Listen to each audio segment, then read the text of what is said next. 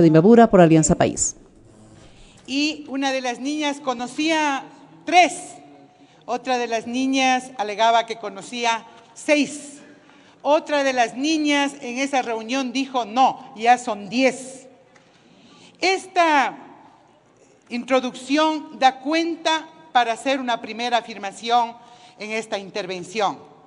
La violencia contra la mujer, la violencia que perjudica a los seres humanos como tales y que viola sus derechos humanos, no es cuestión de una larga lista de violencias, ni debería ser el reto de esta asamblea incrementar la lista de delitos tipificados como violencia contra la mujer.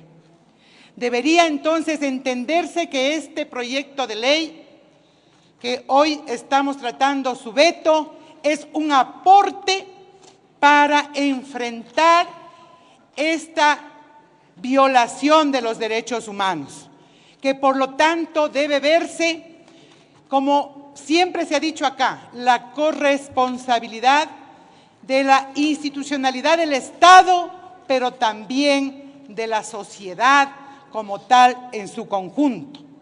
Y por eso es importante que vayamos también en los debates, incluyendo, poniendo en el debate público esa corresponsabilidad.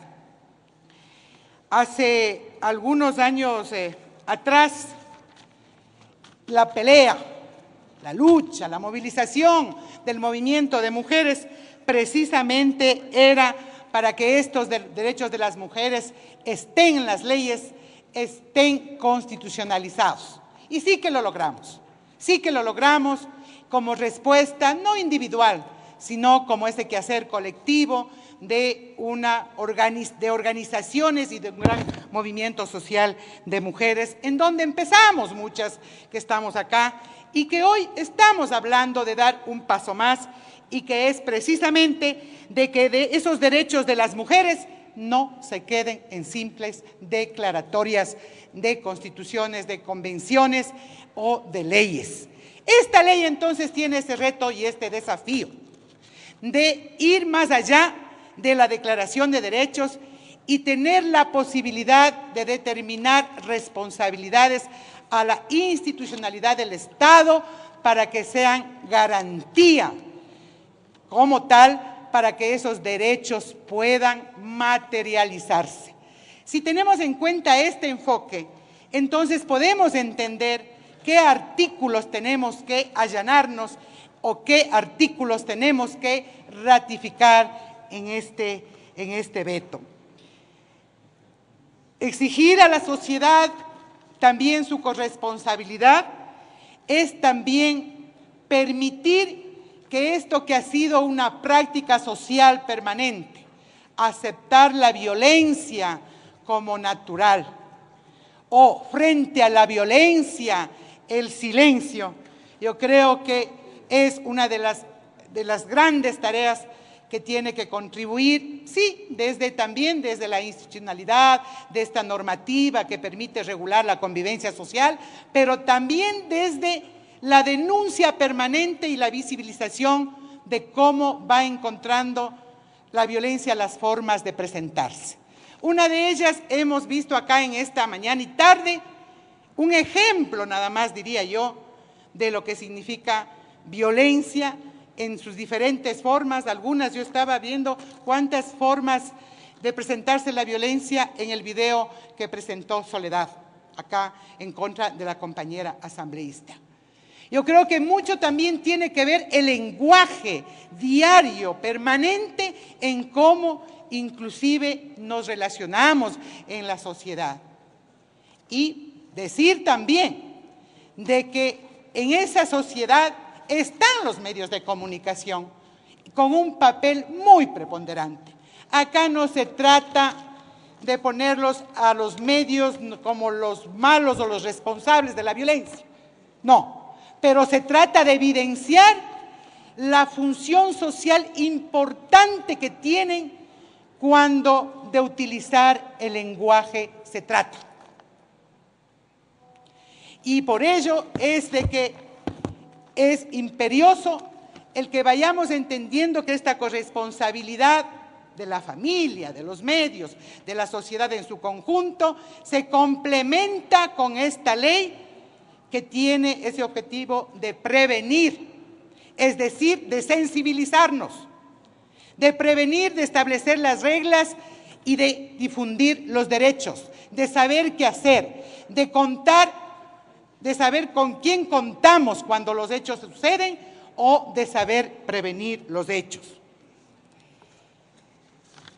Yo quiero entonces decir que en este proceso de esta ley ha contado también voluntades políticas. Y yo creo que se ve reflejado en todos los espacios de representación política en este pleno la intencionalidad de que esta ley contribuya y dé respuesta a un problema social. Empezando por quien envió este proyecto de ley, que es el presidente Lenín Moreno de la República.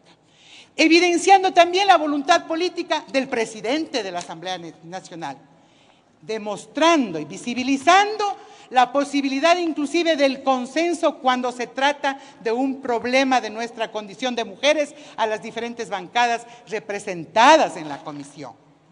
Estoy al frente de una comisión que al tratar esta ley lo que hace es simplemente evidenciar que inclusive la violencia contra la mujer comienza mucho más temprano con nuestras niñas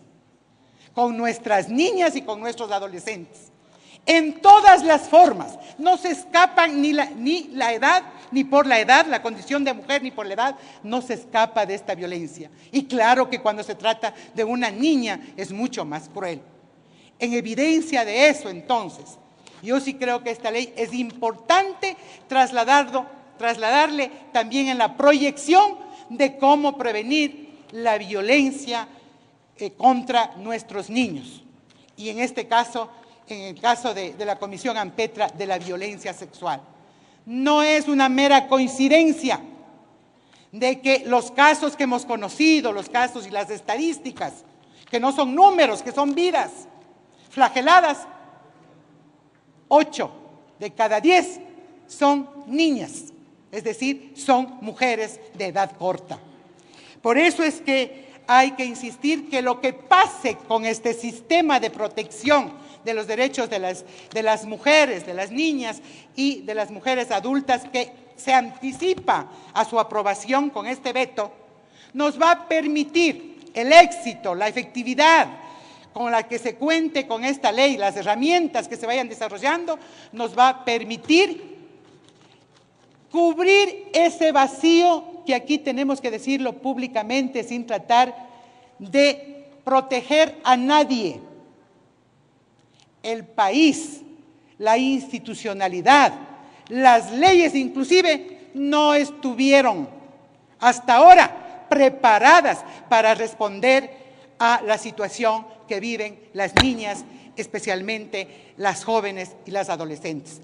Esto pretende entonces cubrir ese vacío de articular una política pública de Estado que permita fundamentalmente entender lo que es pasar de la declaratoria de un derecho a la posibilidad de que existe un Estado garante a través de sus instituciones, de su política pública y de las personas responsables de garantizar esos derechos. Por eso yo quisiera entonces, en el caso del veto, insistir en el artículo 2 respecto de la finalidad de esta ley, en donde la reparación de las víctimas de violencia es fundamental. Entendemos que no se trata en el veto de evadir esta responsabilidad. A lo mejor interpreto de que el hecho de proponer eliminarlo se está confundiendo con lo que implica la reparación integral en el COIP. Esta ley no cubre el ámbito penal. Esta ley cubre la responsabilidad del Estado y una institucionalidad especialmente encargada de prevenir, de detectar, de dar seguimiento, de decir, aquí está un Estado de manera oportuna que sirve a la gente, pero fundamentalmente que protege sus derechos.